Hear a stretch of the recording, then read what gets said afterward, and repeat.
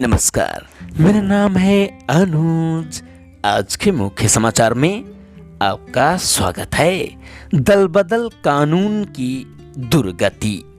आम चुनावों की घोषणा के पहले से शुरू हुआ दल बदल का सिलसिला अब तक कायम है।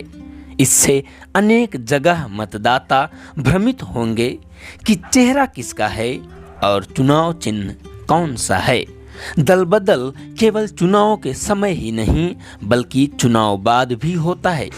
विधायी संस्थाओं को इससे बचाने के लिए दल बदल रोधी कानून बनाया गया, लेकिन वह भी अभीष्ट की पूर्ति नहीं कर पाया। आखिर दल बदल कानून क्यों विफल रहा? सर्वप्रथम यह कानून अपनी बुनियाद में ही असंगत है। यूरोप, अमेरिका या अन्य किसी प्रतिष्ठित लोकतंत्र में ऐसा कानून नहीं है। न्यूजीलैंड में बना था, लेकिन वहां भी इसे जल्द हटा दिया गया। फिर पोलैंड, चेक, एस्टोनिया, लिथुआनिया और लातविया के अध्ययन से पाया गया कि सांसदों को दल बदल का अधिकार रहने से वास्तव में वहां दलीय व्यवस्था बेहतर एवं स्थिर हुई है। दक्षिण अफ्रीका का अनुभव भी ऐसा ही रहा। सभी जगह पाया गया कि सांसदों की स्वतंत्रता रहने से दलों में अपनी नीतियों, गतिविधियों को सुविचारित रखने की प्रवृत्ति रहती है। जिन कुछ देशों में दल बदल विरोधी कानून है, वहां कोई खास उपलब्धि हासिल नहीं हुई। भारत का ही अनुभव है कि इससे केवल सत्ताधारी दलों के मैनेजरों की ताकत बढ़ती है।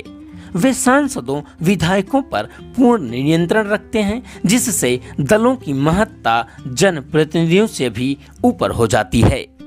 सत्ताधारी दलों के शीर्ष पर विराजमान कुछ चुनिंदा लोग जनप्रतिनिधियों पर अपनी इच्छा थोपकर मनमाने फैसले करते हैं।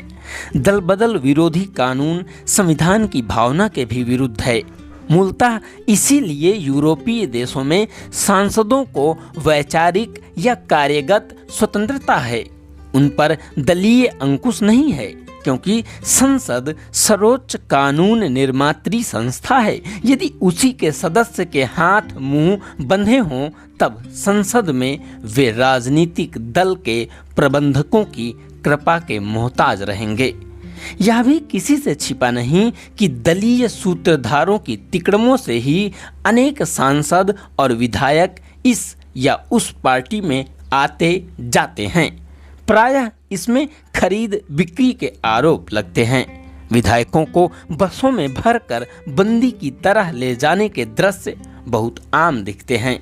दल बदल कानून न केवल निष्फल है, बल्कि इससे नेताओं का चरित्र गिराने की प्रवृत्ति ही बढ़ी है। सांसदों, विधायकों की दलगत स्वतंत्रता रहने पर संयम, मर्यादा और नैतिकता का महत्व अधिक होता। यूरोप, अमेरिका, ऑस्ट्रेलिया, जापान आदि का यही अनुभव है। आखिर इंग्लैंड, फ्रांस, जर्मनी, जापान जैसे लोकतांत्रिक देशों में ऐसा कानून न होने से वहां कोई भगदड़ नहीं मची रहती। अमेरिकी संसद में सत्ताधारी दल की सदस्य संख्या विपक्ष से 2-3 कम रहने पर भी दल बदल कराकर सत्तारूढ़ की स्थिति ऊंची करने की घटनाएं नहीं होती। दल बदल विरोधी कानून सिद्धांतहीन भी है। आखिर जब किसी दल के 2/3 सांसद या विधायकों का दूसरी पार्टी में जाना जायज है, तो 2-4 सांसद या विधायक का जाना नाजायज क्यों? इसीलिए थोक दल बदल के बाद असली पार्टी और चुनाव चिन्ह वाले दावों पर न्यायालयों के फैसलों में भी विसंगति रही है। कभी वे विधायक की संख्या को आधार बताते हैं, तो कभी संगठन की बात करते हैं, जबकि पार्टी के विधायकों या सांसदों में टूट के मामलों में असली नकली की बात ही बेमानी है। संविधान के अनुसार संख्या का मामला विधायी सदन का है। सरकार बनाने, कोई कानून या प्रस्ताव पारित करने में सदन में मत संख्या का स्थान है। किसी राजनीतिक दल की वैधता उसके सांसद या विधायक की संख्या से तय करना असंगत है। इसीलिए न्यायालय और चुनाव आयोग के निर्णय अंतर विरोधी होते रहते हैं। यह स्थिति पुनर्विचार की मांग करती है। दल बदल को कानून द्वारा रोकना असंभव सा है। कानून बनाकर कभी भी चरित्र या नैतिकता नहीं सुनिश्चित होती। जब नैतिकता और चरित्र हो तभी अच्छा कानून बनता है। यह कोरी कल्पना है कि कठोर कानून बनाने से दल बदल रुकेगा, क्योंकि स्वयं कानून बनाने वाले ही दल बदल करते कराते हैं। रोग की जड़ कहीं और है। राजनीतिक दल कोई राजकीय संस्थान नहीं है। वे अन्य सामाजिक व्यापारिक संस्थाओं की तरह स्वैच्छिक संस्था हैं। इससे राज्य और संविधान का कोई लेना देना नहीं है। इसलिए दलों को विशेष महत्व न देकर अन्य संस्थाओं की तरह सामान्य एवं जवाबदेह बनाया जाए। गड़बड़ी यही हुई है कि समय के साथ हमारे राजनीतिक दल अनुचित महत्व हासिल कर राजकीय उपकरण बन गए हैं, जबकि संविधान ने राजनीतिक दलों का नोटिस तक नहीं लिया था। जैसे कोई एक कंपनी छोड़ दूसरी कंपनी में काम करने के लिए स्वतंत्र है, वही स्थिति दलों और उनके सदस्यों की भी होनी चाहिए। आखिर आम मतदाता भी समय समय पर अपना वोट इस पार्टी के बदले अन्य को देते हैं। वही अधिकार किसी सांसद विधायक को भी है। संविधान ने इस पर कोई रोक नहीं लगाई थी।